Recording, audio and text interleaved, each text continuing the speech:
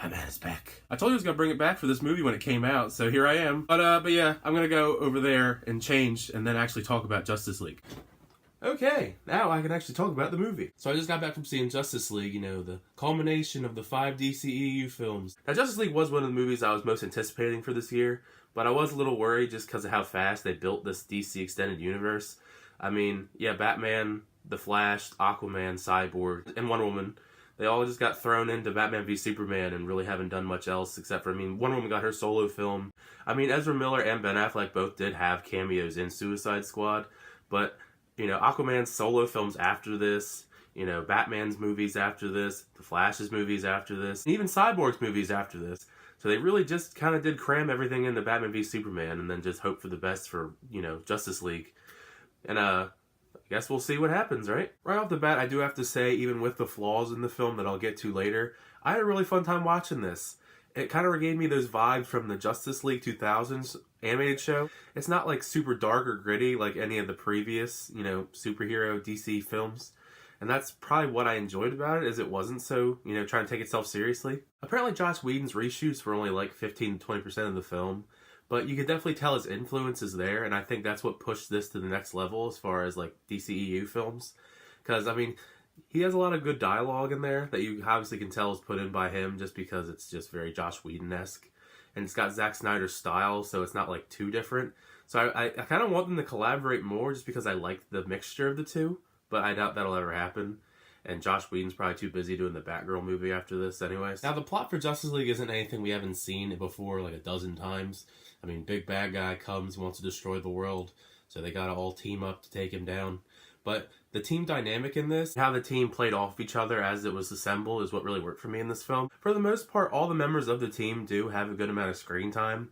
I mean, of course, Batman's going to have the most screen time because he's Batman, and he's the one that's assembling the team. But Ben Affleck actually does another great performance as, you know, Bruce Wayne in this. And I think that's like one of the best parts of this movie is how great of a Bruce Wayne he is. I saw it in the trailers leading up to Justice League, I still thought the line, you know, what's your superpower? And he looks at Ezra Miller and he's like, I'm rich. I thought that line is still pretty funny, even though I knew it was coming.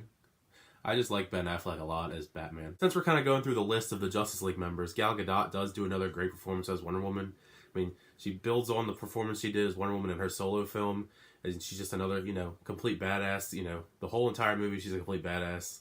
I mean, she's so badass that she'll take on Steppenwolf with absolutely no help, even though, like, they're supposed to team up and defeat him, but she doesn't care because she's Wonder Woman. Even if it was weird adjusting to Ezra Miller as the Flash, after watching multiple seasons of Grant Gustin as the Flash on the TV show on CW, I did actually really enjoy him as the Flash.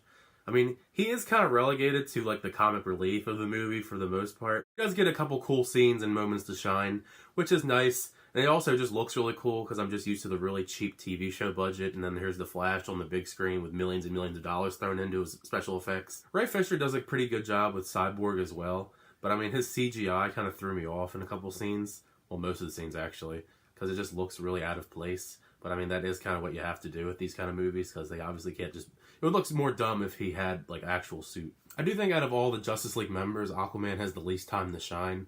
But when Jason Momoa is on screen, he's usually doing a pretty good performance. It kind of feels like in a lot of scenes he's kind of just thrown in there to just be in there. But, I mean, at least his solo film's next, right? So, I mean, he'll get plenty of screen time in that. Well, I guess technically Superman gets the least amount of screen time of the Justice League. I mean, it's not really a spoiler that he's in it. I mean, I'm pretty sure everybody by now knows that he's in the movie. But I do have to go on a mini rant about Superman. Henry Cavill's performance is fine. He does a great job.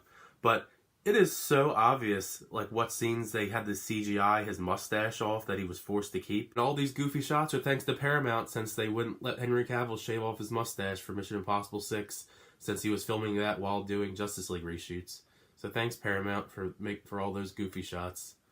You could have just digitally put on a mustache. I figured that would look more presentable, but what do I know? This isn't really a positive or a negative, but I do have to say there is one part in particular in this, like I like to call the Superman is super OP part of the movie. You'll see what I mean when you see the movie, but yeah, Superman is very, very overpowered in certain parts of this movie. This is a negative though, since it's kind of an extension on top of the digitally removed mustache thing. A lot of the CG in this movie just really isn't that good. Like, especially a lot of the background shots. Like, you can obviously, they're like super obvious green screens. and some of the CG doesn't look finished, and some of the sky scenes look ridiculous, like the red sky sometimes just throws me off. It could have been better. And also, the main villain, Steppenwolf, is like completely motion capture CGI. He honestly kind of reminded me of Ares from Wonder Woman, who I also was not a big fan of. In my opinion, Steppenwolf is one of the big glaring negatives of this film, just because he's not really all that interesting. I mean, his whole backstory pretty much is, I fought these people many ages ago, and I'm back now, and I'm going to take all these boxes that I had before, and I'm going to destroy the world. That's really it. That's his whole motivation.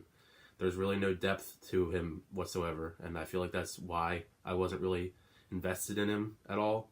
And like his ending battle scene was really kind of anticlimactic with how it ended.